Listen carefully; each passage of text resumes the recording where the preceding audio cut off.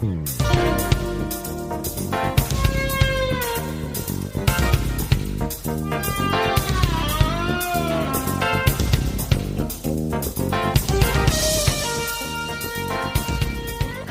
to the More Perfect Union, the podcast that offers real debate without the hate. I'm Kevin Kelton, a moderate Democrat living in Los Angeles, California, and joining me tonight is DJ McGuire, a progressive conservative from Suffolk, Virginia. Greg Matuzak, a common-sense liberal from what Stephen Moore calls the armpit of the Midwest, or Cincinnati, Ohio. I'm kind of mad about that one. We'll talk about that later. We sure will. We sure will. I'm Rebecca Kushmiter, a progressive feminist from windy Kensington, Maryland. And joining us tonight is an old friend of mine from my stand-up comedy days, Carl Wolfson. Carl, why don't you tell the listening audience a little bit about yourself? Well, I am a Hillary Clinton pragmatic progressive who's been in Portland, Oregon for the last 18 years, hosted a progressive talk show on AM 620 KPOJ here. And since you mentioned comedy, I'll just say very briefly that I'm starting my 40th year of stand-up comedy this year. Cool. Very nostalgic about it. I was on Thick of the Night, Alan Thicke show every week, and Alan passed away suddenly. I was on Joan Rivers' show every month, and Joan passed away suddenly. I kind of wish I'd been on The Apprentice, actually. Oh! Bada boom, rim shot. Yeah. And Carl, why don't you tell everybody about your book that's coming out? Actually, it came out in December 2017. It's a childhood memoir. It's based on the Philadelphia Phillies collapse of 1964 and my view of that with my crazy family as an 11-year-old. It's called Slide with an exclamation point. Carl Wolfson. Go to Amazon.com or your local bookstore. Slide, Carl Wolfson. Thank you. You got it. So, as Carl mentioned, he has a rich history in radio, especially morning drive time radio. And I was thinking about that this afternoon because even though this is a podcast, I've heard from a lot of our listeners that they actually listen to our podcast as they're driving to and from work. So I think of us as a drive time radio show. It is. And with that in mind, I think we should start calling ourselves More Perfect Union in the morning. More Perfect Union anytime. I'm worried that we might contribute to road rage if we do that. Let's And the traffic is a balmy 72 degrees in Los Angeles today. And in a minute, we're going to be going to Traffic Greg in the chopper copter. Wait, if we're doing if we're now More Perfect Union in the morning, does that make me a day drinker? Yes. You've been a day drinker either way. I was going to say, I don't think that actually changes much for you, dude. The union gets more perfect as the day goes on. Yeah. And then by the next morning, it's messed up again, and they need us. So this week, there's so much in the news, we're going to have to talk twice as fast, but we're going to start with the big news in the 2020 presidential race. Joe Biden is now officially in, and he's already on his apology tour. That took about 30 seconds. He's a Democrat, though. Yes. He may pick Anita Hill as his running mate, so you never know. You know what? I'm here for that. If he picked Anita Hill as his running mate, I'm down. I think everyone would be down. Yeah. Except for Anita Hill. Yeah, she's not having it. Her response to his call was, "That wasn't an apology, Joe. I don't know what it was, but she'd want hearings on her nomination. She deserves them." Yeah, everything about his announcement went really, really well.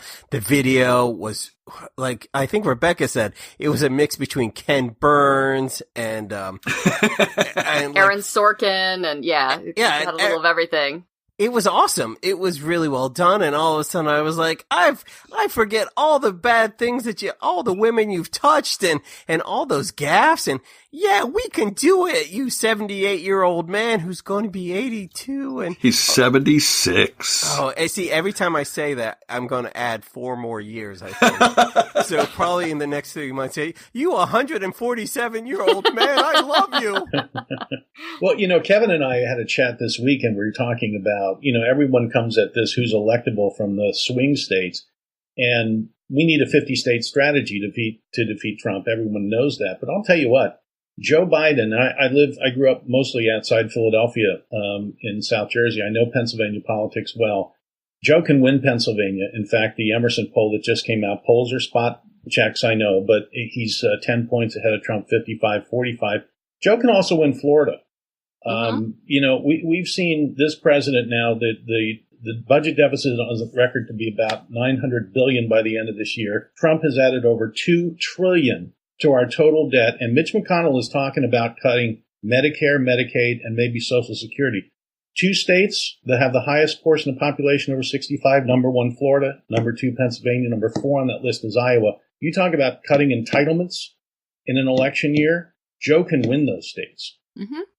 Well, and I've said that, I've written about this in the past few weeks. I went on a Biden bender a few weeks ago, and I think Joe can win a general election. I think he has something recognizable, comfortable, and reassuring that middle of the road voters would be attracted to at this particular moment in history. However, I don't think he can win a Democratic primary because I think Democrats are a little more left than Joe, and I think there's a lot that we haven't forgiven him for that may or may not be forgivable. Everyone has to come to their own conclusions on that. See, I'm going to disagree with you just a little bit. I think many Democrats are a little bit left of Joe, but in the Midwest and, great states like Ohio and not this again.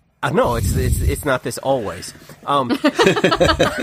But in states like Iowa and North Dakota and all those states in the Midwest, especially farmers, and there are a lot of Democratic farmers, which Trump has been screwing over, which is another reason he can win those states. We still are we're not as left as the East Coast, and he will do fine here. He will do really well even in the primary. And I think he'll do well in the southern states, as Hillary did against Bernie Sanders. I agree with you, Rebecca. I think that the primary is going to be tougher for Joe than the general election. Oh, sure. But let me go back to one quick thing. Trump was speaking in Green Bay the other day. It reminded me of 2004 when John Kerry was the nominee, and he called Lambeau Field Lambert Field. Does anyone remember that? I forgot that. And he only won Wisconsin by 11,000 votes that year, and Hillary lost it by 22,000. Now, let me just say Bernie Sanders versus Joe Biden. Bernie Sanders is someone who knows the ins and outs of politics and policy. Bernie Sanders does not know pop culture. He does not know sports. Joe Biden does. Joe Biden could go in and talk about Lambeau Field. Joe Biden can talk to the average American, blue-collar workers in a strange way that Bernie Sanders can't, even though Sanders' policies might be a little bit better. I think Joe is so down to earth, has such a range to communicate with people. He will be awfully good in swing states and throughout the country. That's just my take right now. Well, my favorite Joe story, my husband was at the 2016 convention, and he was there the night Biden spoke, and he was behind him. And I don't know if you guys remember that speech, but I was watching it at home, and it was like, damn, he is really the real deal. And it's a shame that this was not the moment for him to run, because this speech is getting me right in the heart. And what my husband told me after that was that the prompter wasn't moving for big chunks of that speech. That was just Joe. He was talking off the cuff for big hunks of that. And he brings that kind of energy where he can pull a crowd and they're going to, lean forward and listen because he's a compelling human being and he's got a compelling backstory. And the other thing that, I've said about him is he doesn't have a soft underbelly. You can come at Joe with his record. He's like, yeah, that happened. It did. It's true. And he isn't defensive about it. The thing about what we are going to see from Biden is you're going to see a professional campaign. And the question is for Democratic primary voters and for party activists is, do they want a professional campaign? The notion of political amateurism always gets far too much cachet. The idea that amateurism equals authenticity is something that always fouls up nomination contests in both parties across the country. That's why Beto O'Rourke is sitting around with his jaw hanging open right now. Well, no, anybody who gets 48% in Texas as a Democrat is not necessarily an amateur. Beto O'Rourke may have his issues. That's not necessarily one of them. But I think that the thing that activists and voters are going to have to sort out among many others is, do you think that authenticity beats Trump, or do you think a professional campaign that focuses on logistics and actually understands the way things works defeats Trump? What I think people make a mistake about Hillary Clinton was they assume because Hillary Clinton had her experience and had a professionally run operation that she was A, not authentic, and B, the archetype of what a professional campaign could be. she may have had some authenticity issues, but that campaign made a whole lot of mistakes that I don't necessarily think the Biden campaign would make. And DJ, Biden has both authenticity and will have a professionally run campaign. You know, I want to go back to one statistic. Since Trump took office, according to the CBO, more than 1.4 million Americans have lost their health coverage. He is going to be on the defensive about that. And Joe Biden has a compelling story about his wife, his sons, as far as health care is concerned. Right.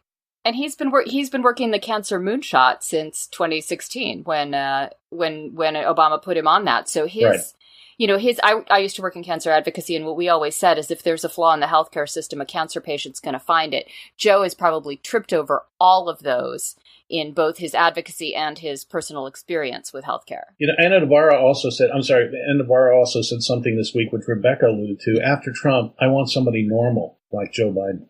Mm-hmm. And the other thing, and the other thing we have to remember is that Joe Biden's announcement was, I think it was on Thursday. It took less than 24 hours for the president of the United States to feel compelled to respond to Biden in a way where the president stuck his own foot in his mouth again.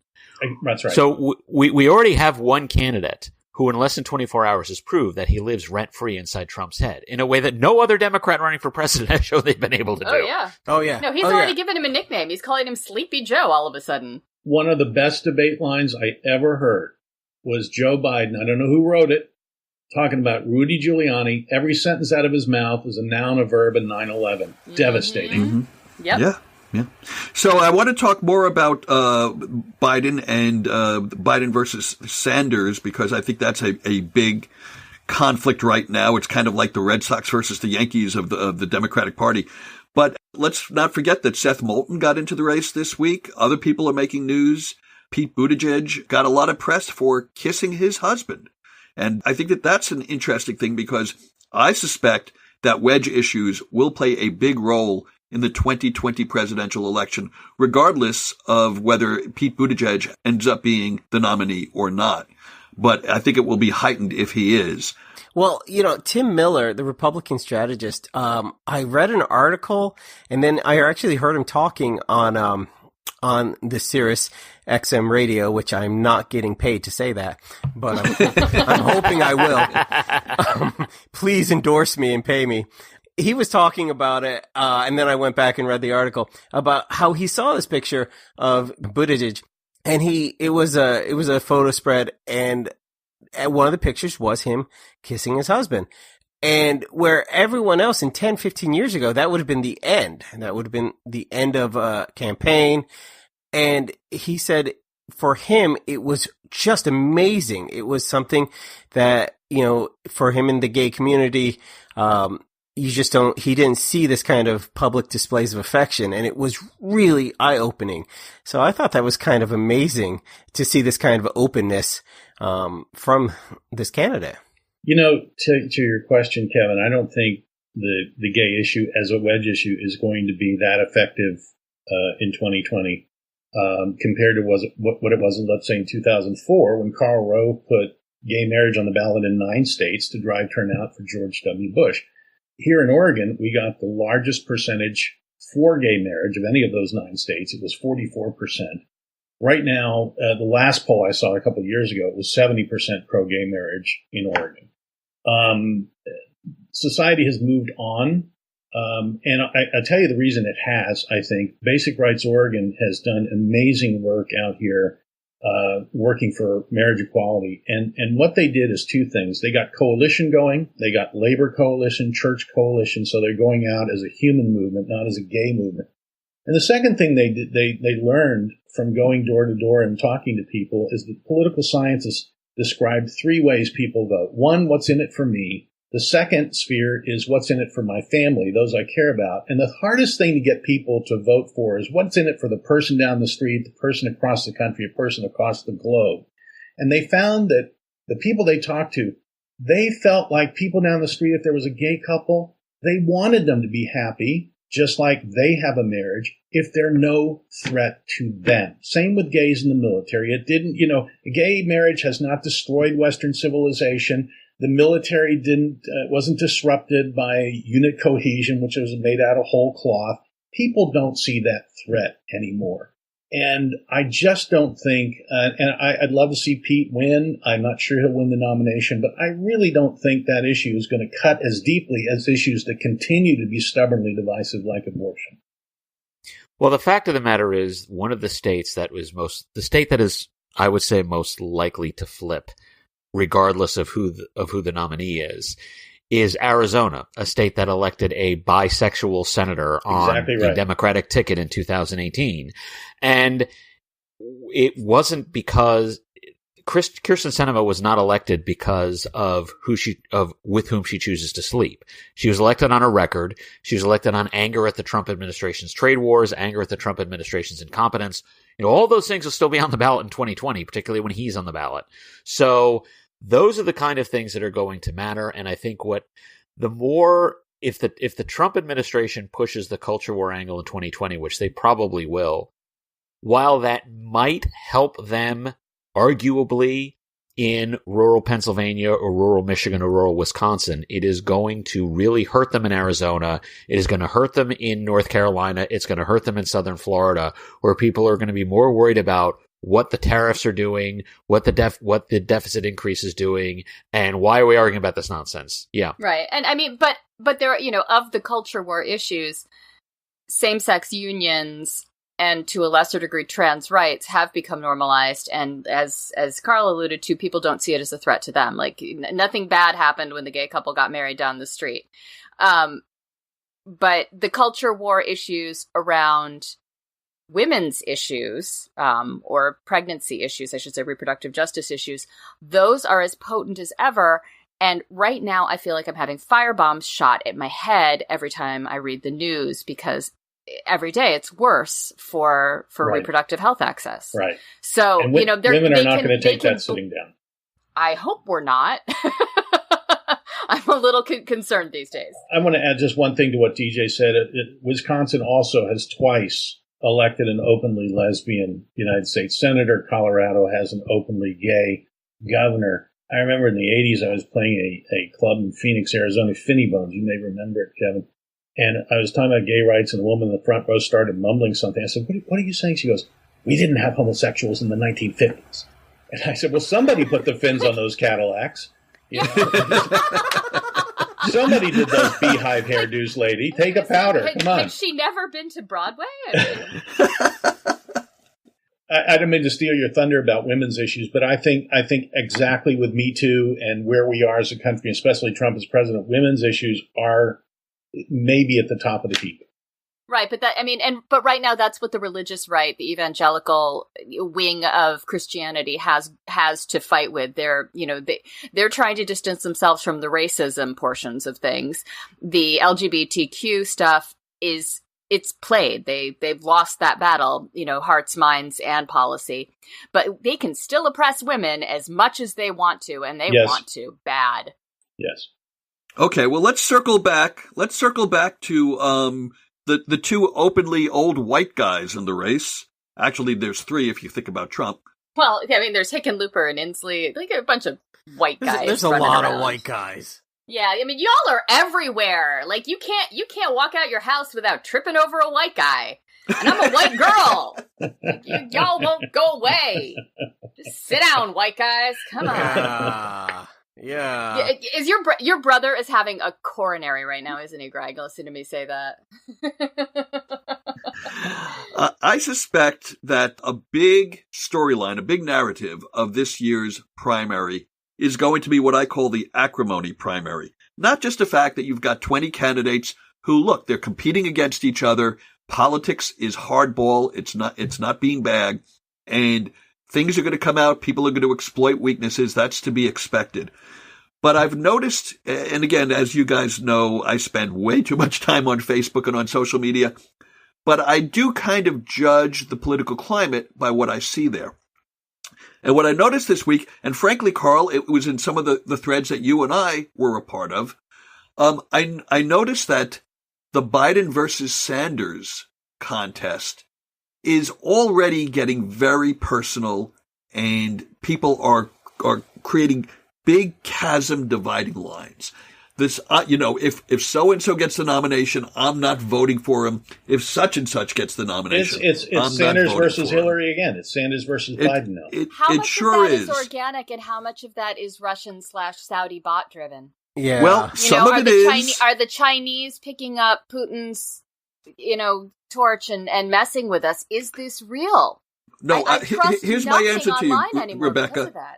I agree that a lot of it is probably driven by that. There's no doubt. Yeah. But some portion of it is real. And that's what I'd like to address here. Is real, but where is the resentment being fueled? Like, is gas being thrown on the fire? Yes. That, it's like everyone's like, oh, I love Bernie, I hate Joe. I love Joe, I hate Bernie in their own mind. And then, bots are showing up and going, and you know why you should hate him more. Like, how much of this is being stoked by outside influences? And I think we all need to be so cognizant of that.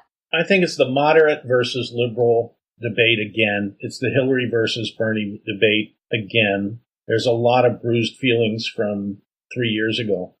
And I think I agree with both of you. I think there's some fire being thrown on by artifices. But I think at the same time, it's the moderate, so-called moderate. I call Joe Biden a liberal, a practical liberal.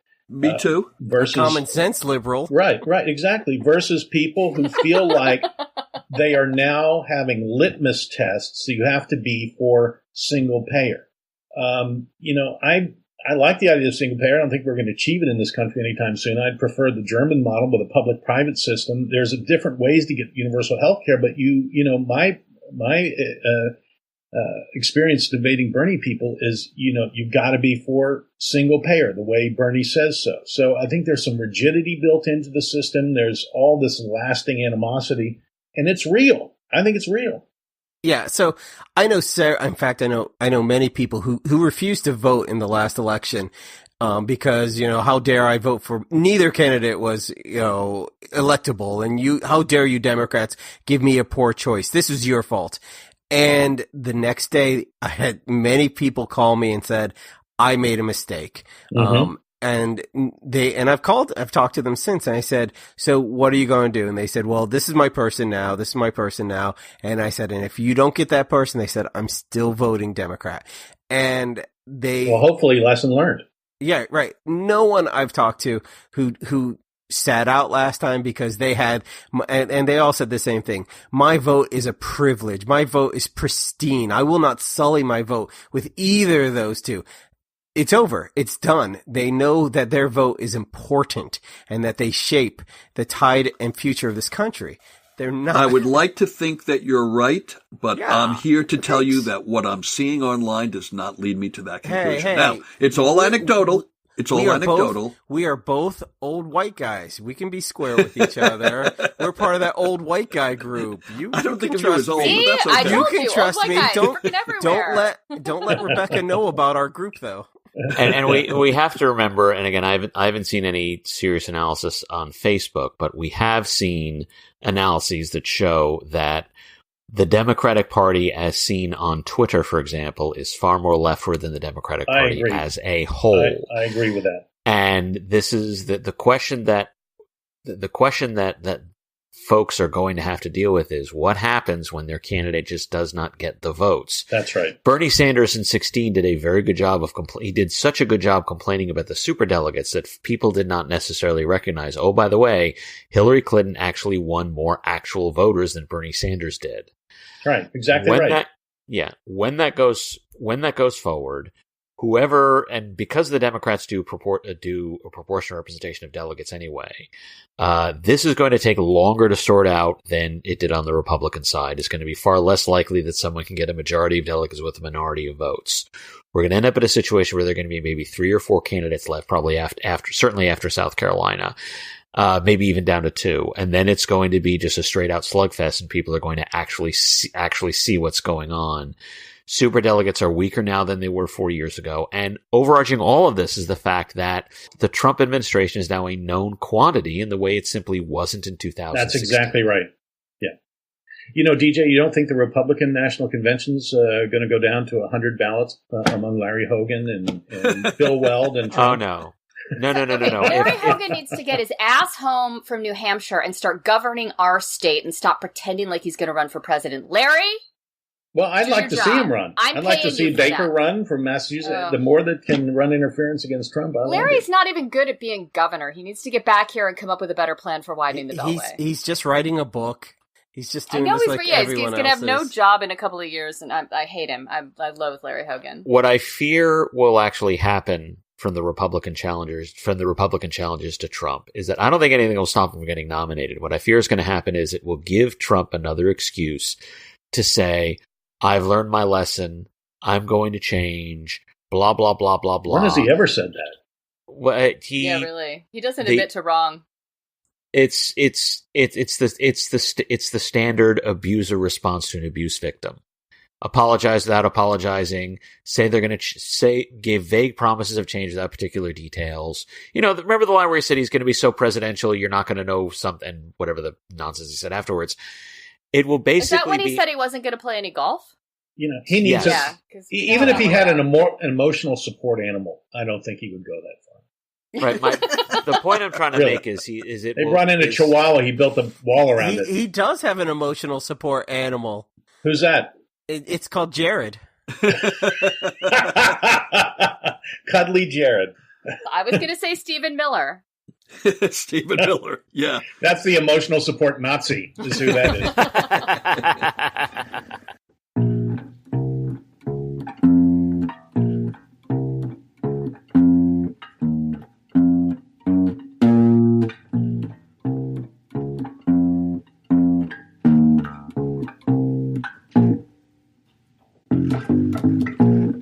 The More Perfect Union, available on iTunes and wherever you download your podcasts. Okay, so now let's turn to the armpit of America. Oh my gosh. I should say the armpits. Armpits. Greg's dearly beloved Cincinnati and Cleveland, and a gentleman named Stephen Moore, who's up for a position on the Fed, the Federal Reserve, nominated by one Donald J. Trump. And this man has quite a colorful history of putting all three of his feet in his mouth, specifically about women and about places in the United States. So, Greg, you brought this up in the introductions. Why don't you lead and talk about what Mr. Moore's comments about your hometown mean to you? Yeah, so in 2014, he did a video, and he referred to, he was talking about Chicago, his hometown, and he said, why would you want to live anywhere in the Midwest other than Chicago? Because, Cincinnati and Cleveland, they're armpits. And first of all, I've lived in Cincinnati almost all my entire life, and it's awesome. It's got a low cost of living. The people are great.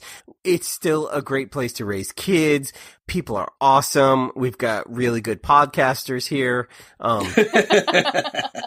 This is paid for by the Cincinnati Bureau of Tourism. Okay, so you've told us what you like about it. So, yeah, and anyways, so Sherrod Brown, our gravelly voiced and stalkable senator, that was for you, Rebecca, has demanded not only that he step down withdraw himself from the Fed, but apologize. And the other one, Rob Portman, who is, you all know how I feel about Rob Portman, has said, well, if it was a joke, it was a bad one. That's been his response. There are fine people on both sides of those responses. Yeah, that's it. There's fine people on both sides of the armpit. Now, if he was talking about Toledo, I'd give him some points. Oh my God. You've just undone everything that you were trying to accomplish. There you go. Stephen Miller, Stephen Moore Light. Have you been to Toledo? Everyone here is like, everyone in Ohio is like, that Greg guy's got a point. But, if Stephen Miller was talking about Toledo, that really is the armpit of Ohio. There are actually some of us who are upset at Stephen Moore because he has essentially bent the knee to El Jefe Donald Trump and is now spouting his ridiculous low interest rate, inflationary nonsense. There was a time when Stephen Moore pretended to actually care about the value of the currency. There was a time when Stephen Moore pretended to care about the need for rules-based monetary policy. There was a time when Stephen Moore actually pretended to care about interest rates being too low. Now he's just full on the inflationary bandwagon because Donald Trump tells him to. And that's just, that should have been a sign that he has no place on the Fed, even without any of this other nonsense. And DJ, I went back to your point. I went back and looked at that 2014 Heartland Institute video. I was interested in it. And it's a bunch of supply side BS. That's what he's peddling. And he also said in that video that the people in charge in California, meaning Democrats, are real nutcases because they'll never create jobs with Democratic policies. Well, Kevin, you're in California. California is on fire with job creation. In fact, you don't want to say California's on fire. That's right. That's right. Dangerous. Yeah. That was a great setup, man.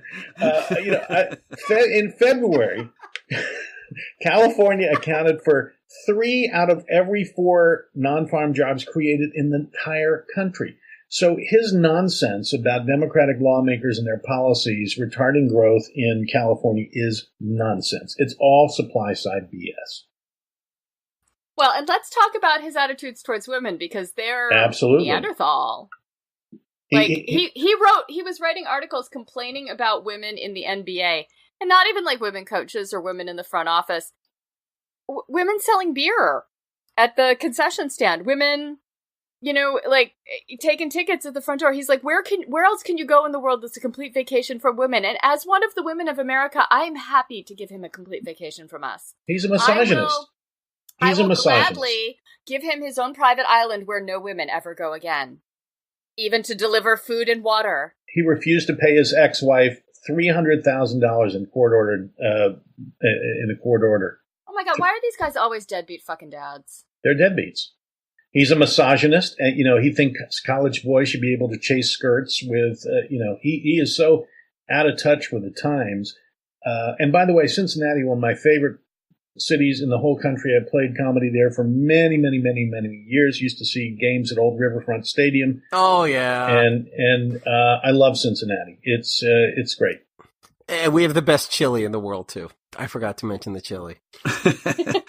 It's not for everybody. Let's talk. I'm just going to, make a total shift here because I want to cover so much territory. The Supreme Court is going to be hearing, it did hear a very big census case this week, and it's going to be hearing a big case on LGBTQ plus rights. Who wants to jump in on, where our judicial branch is headed? Well, on the LGBTQ plus issue, they are going to be hearing, I think it's a pair of cases pertaining to whether people are entitled to protections under sex discrimination rules based on sexual preference and gender identity, and whether or not you can be fired for being either gay or trans. There's a lot of pessimism, but it's up to Roberts. It's up to Roberts. And who knows where Brett Kavanaugh's going to, no one knows. Brett Kavanaugh's chasing, young girls upstairs and trying to I'm pin curious, them down. why does it come to Kavanaugh and not, for instance, Gorsuch? Well, we know more about where Gorsuch is on employment law, kind of in general. Kavanaugh's not great on employment issues, and he tends to side with employers just as a general rule.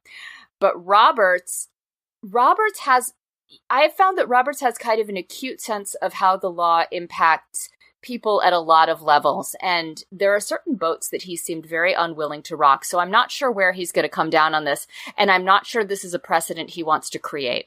I think he would rather kick it back down.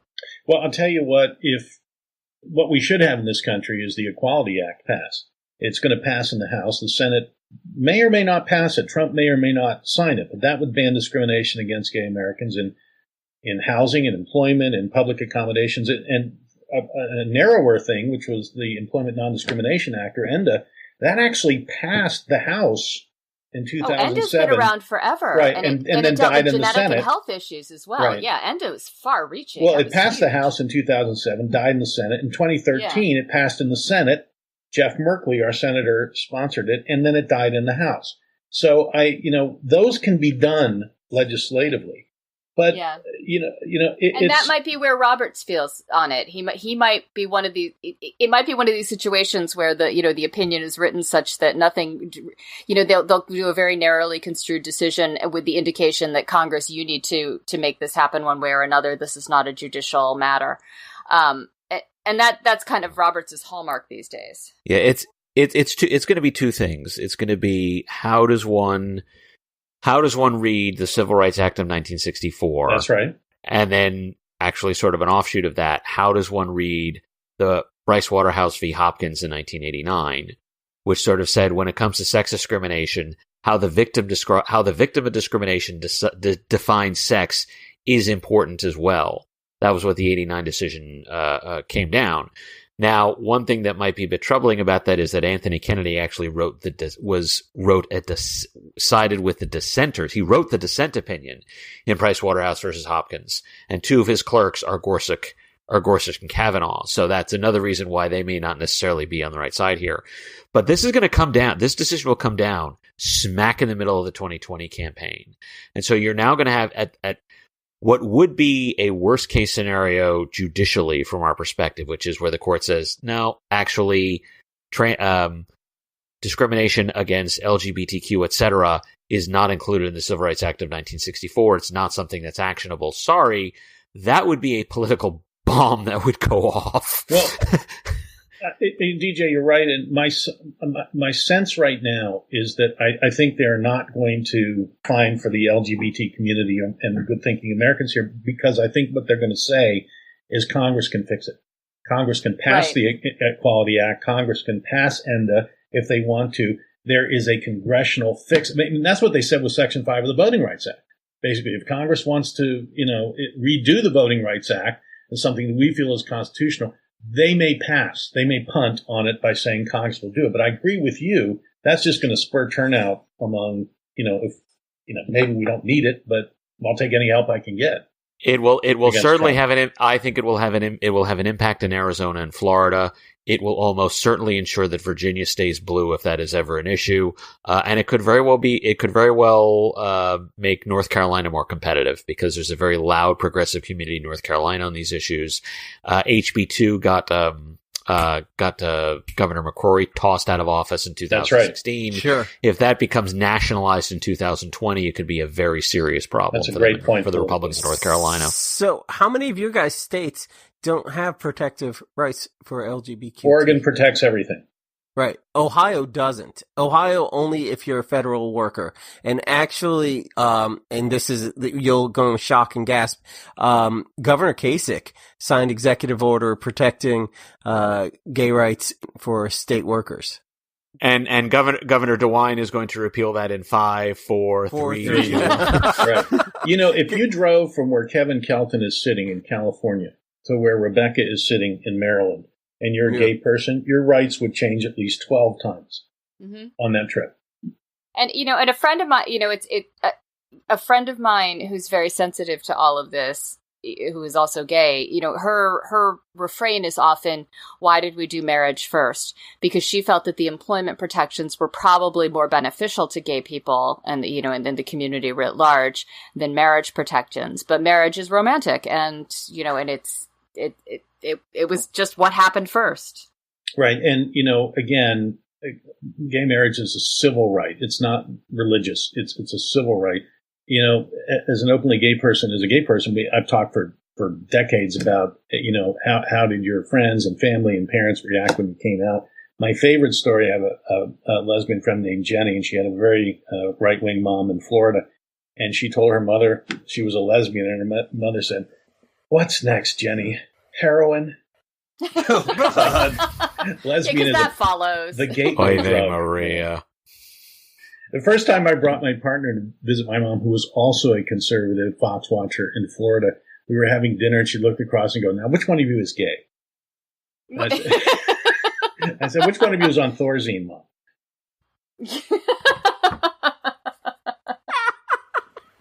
Well, the great thing about older people is sometimes they can become a little bit more closed-minded as they age, but sometimes they can also go the other direction. And I've shared this story on the podcast before. Carl, I don't know whether you've heard it, but as our listeners know and my friends here know, my youngest son was not born a male. And only a couple of years ago, he told us that he's never felt like a female. And he changed his name and he's changed his pronoun and he cut his hair and he's living the life that he wants to live. Well, the reason that I bring that up is my mom just turned 98 2 days ago. Yay. And she's living in Florida and she's doing fantastic. But as you can imagine, even though she is a liberal Democrat by nature, she initially was resistant to the idea that her granddaughter was now a grandson. But God bless her. You know, when we talk on the phone now, she uses his name. She'll use the he pronouns. She'll admit that she doesn't quite understand it, but she makes that effort to respect the individual and to respect that it's not of her generation or, you know, generations three back, which is really where she comes from.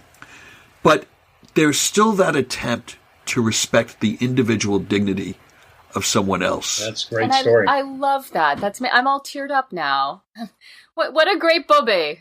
Kevin, it's interesting because Anthony Kennedy, who authored the 3 most significant gay rights decisions, all for gay rights, his thing was human dignity. And that's why he led the court on those issues.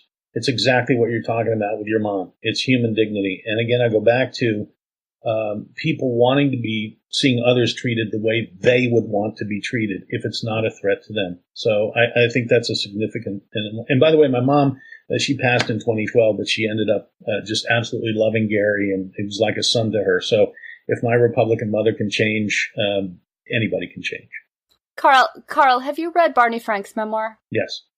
Isn't that wonderful? Yes. Like, you know, his journey of first of all, you know, what he went through to meet and marry his husband, and, you know, and finally having love in the, you know, in the final chapters of his life, but, you know, all the tiny things he did to change gay rights for the better without any fanfare. Right. Just, you know, he would go in and like fix one line of code, and suddenly you could become a federal employee and also be gay. It's really an extraordinary story. Yeah, it's amazing to go back decades before that and to see the fight that was undertaken way back in the 30s and 40s and 50s. Mm-hmm. Yeah.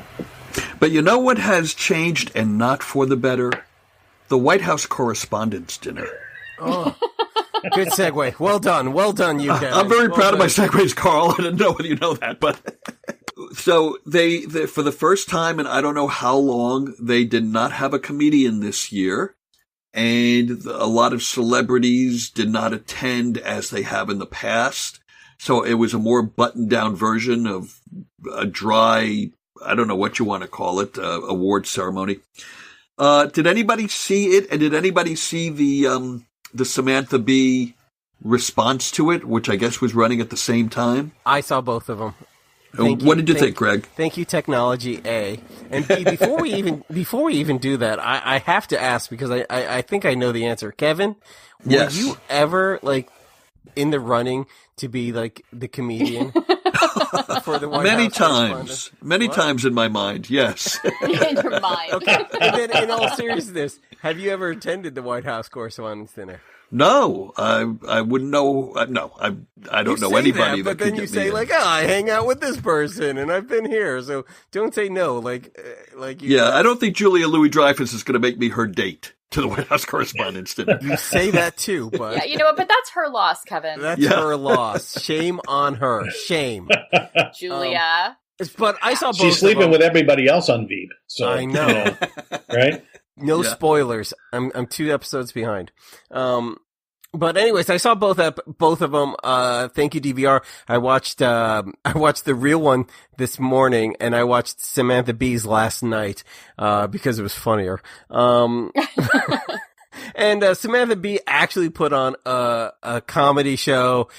Sigourney Weaver opened it, doing an alien shtick. A lot of celebrities. They did a musical number, and I'm trying to remember who from Broadway was on it. I mean, about it's not racially tinged. They were lecturing all please don't call it racially tinged. It's racism. And don't call it it's racism. It was really funny. they really went after people. Samantha Bee's a little heavy-handed with her reporting sometimes, but she's very funny. They had some big names, some people from the West Wing.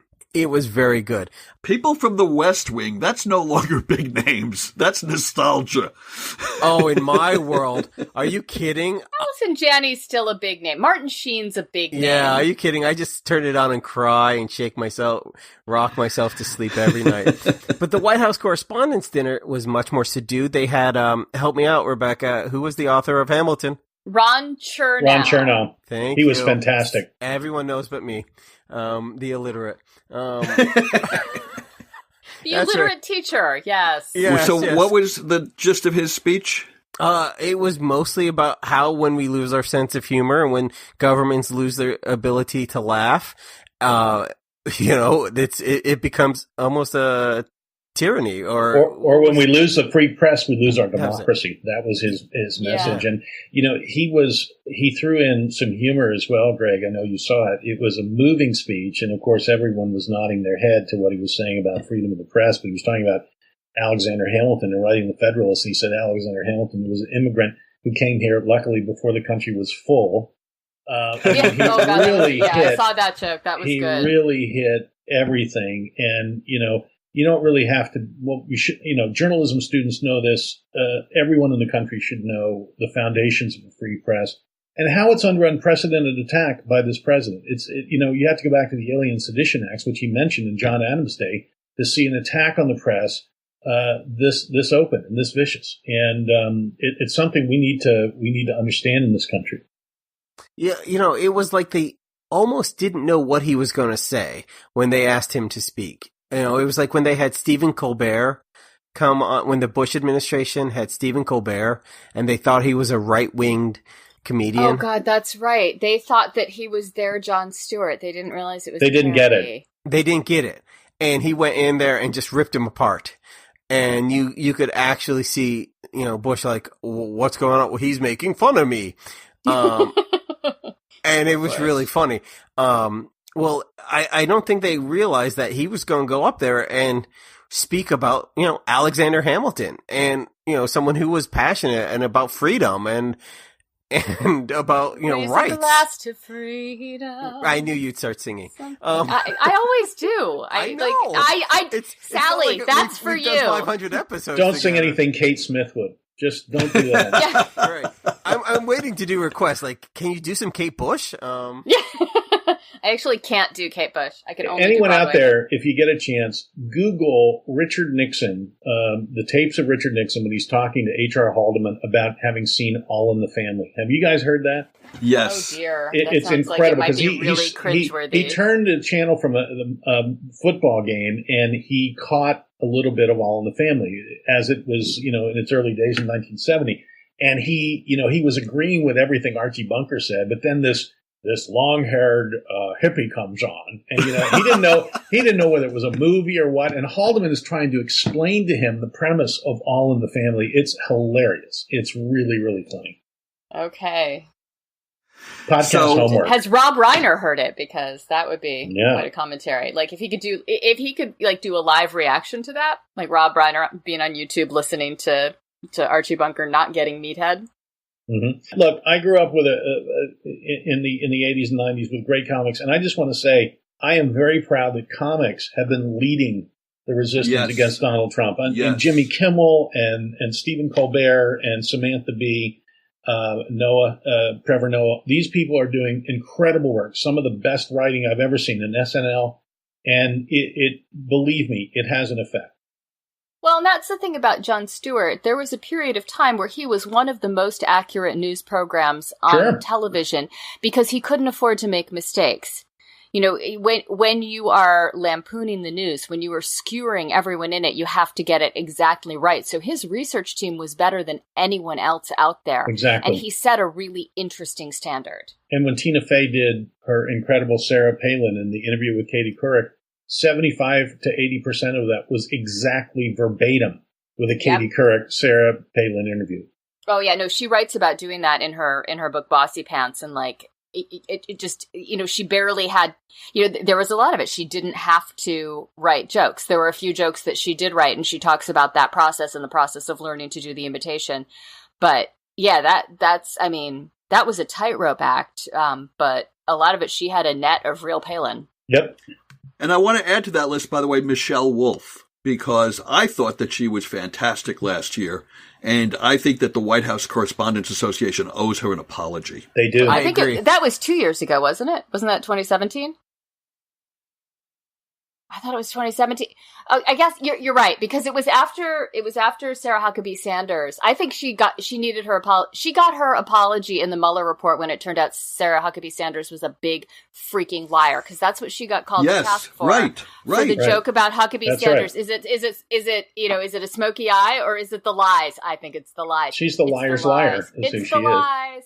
Yep. Back in the 80s when Kevin and I started in comedy, there weren't a lot of comics doing political humor. I did what was called current events humor. Argus Hamilton, others were doing it. Kevin, one of the funniest political lines I ever heard in the 80s was from Jimmy Walker, who didn't really do a lot of political humor. He had this line about Northern Ireland. He said, Catholics, more violence, Catholics versus Protestants, Protestants versus Catholics. Just those to show you in a country with no blacks, Jews, or Mexican people can improvise. I love was one that. of the best jokes ever. I loved that. That was awesome. That's all you need to know. I loved that line. Right? Brutal. So I'm going to change the topic again. This one's going to be a little bit more serious. Unfortunately, we do have to hit on things of the news that aren't as fun to talk about. Please, more Jimmy Walker lines. Yeah, really. Otto Warmbier, rest his soul.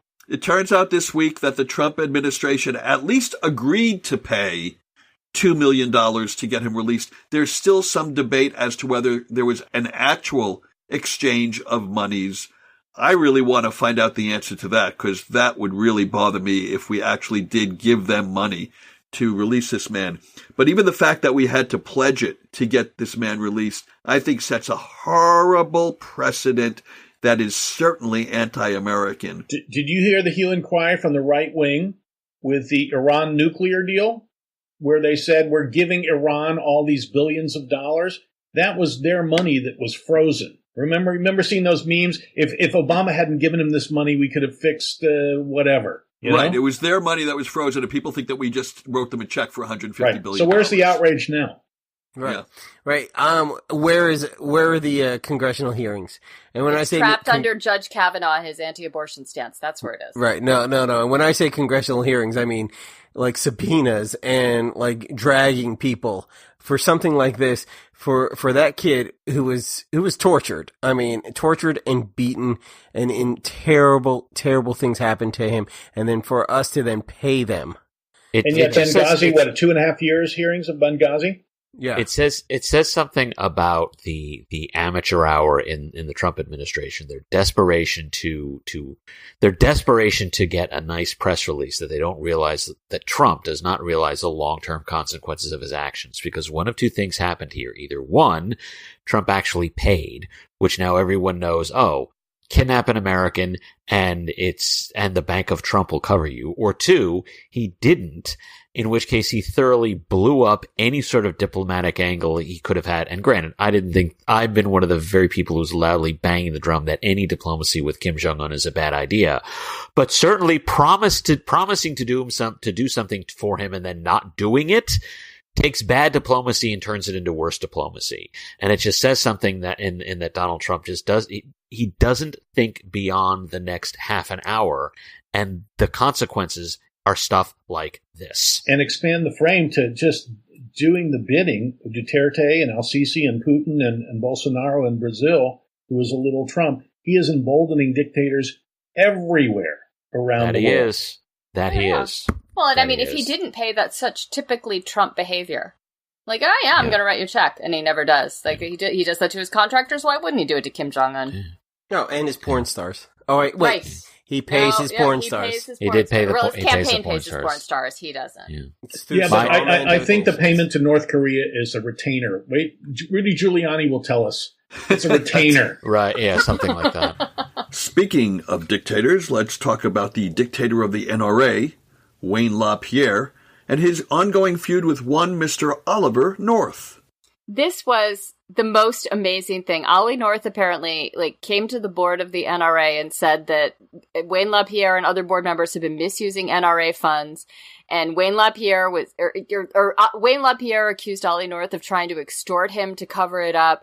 And now North is out, and the New York Attorney General is investigating because their tax exempt status might be up in smoke.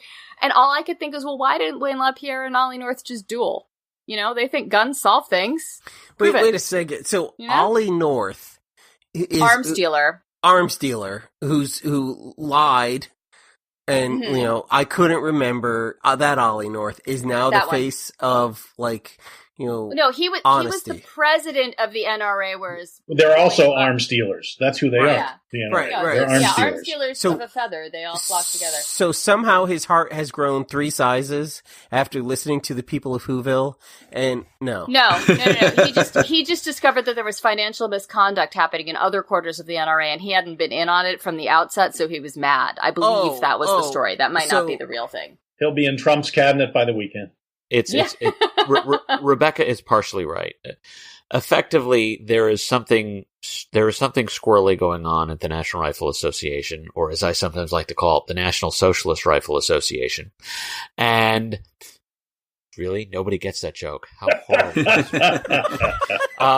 But in any event, we gotta work harder, brother. But in any event, so the Wayne LaPierre faction is blaming an advertiser, their advertising firm, and suing them. Oliver North was actually employed by the advertising firm, had a contract with that advertising firm because that firm has been with the NRA for so long. So the Ollie North faction blames some of the NRA lawyers for the financial problems. And literally the financial impropriety has become a factional battle between, for lack of a better term, the 2 different pigs in the trough who are determined to get the other one out of the trough. And that's right, but North was able to prove that Wayne LaPierre has bought $200,000 worth of clothes with NRA money. Not even guns. Are they brown shirts? Or yes, what color they are are the brown shirts? shirts. You are correct. We can guess the color. I'm just happy to learn that in an organization where there are no progressives and no Hillary Clinton supporters, people can still improvise. Awesome. And with that, we want to thank everybody for listening. Please follow us on Twitter at #MPU Podcast and on Facebook at facebook.com/More Perfect Union Podcast. And don't forget to share our link on your Facebook timeline so your friends can discover us as well. And if you would like to join our political debates between shows, join us in our Facebook group, Open Fire Politics. We're all there, and we'd love to see you there too. Greg, let me ask you, what are you going to be doing this week in what some people call the armpit of America? Toledo? Yeah, I'm actually going to be doing public service, and by saying nice things and probably writing a jingle for Toledo for calling them an armpit. What is the actual armpit of America? Trump Towers.